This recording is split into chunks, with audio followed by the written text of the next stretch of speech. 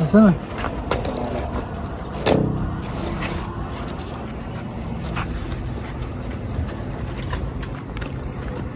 Nechilik bo'lyapti Otabek aka hozir? Bu 150'lik nasosimiz.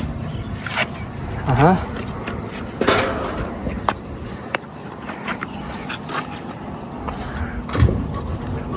Tushdi? İşte. Ha, gap.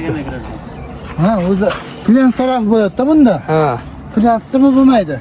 Bir 20-15 santimetr sim bo'lmaydi. Aha. Chunki xomut qisganda ushlash kerak. Aha. Sim bo'lsa xomut qismaydi-da. Zo'r.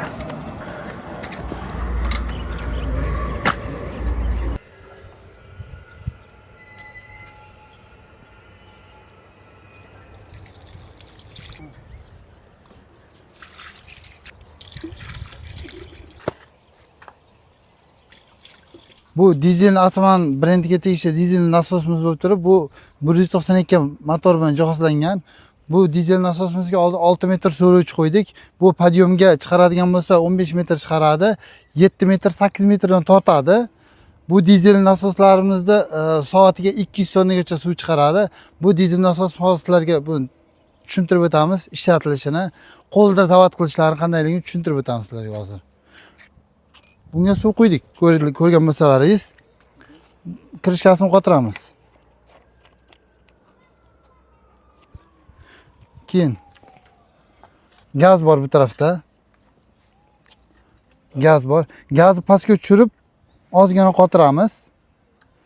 Gazni qotirganimizdan keyin zavodni o'yini bir tortamiz. Qattiq urgandan keyin bu tarafda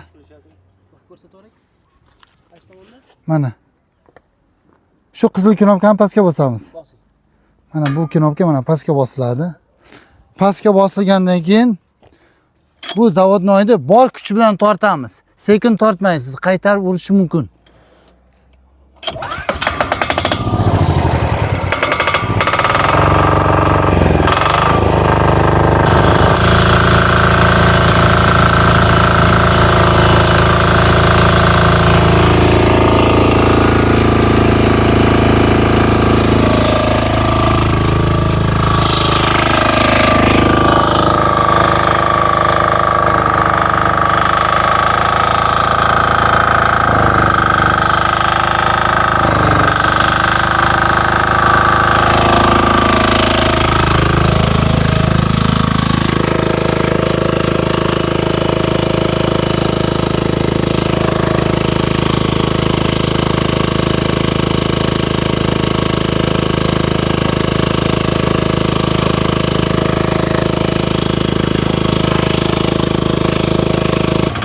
Bu dizel nasosimizning narxiga keladigan bo'lsak 8 million 500 ming so'm.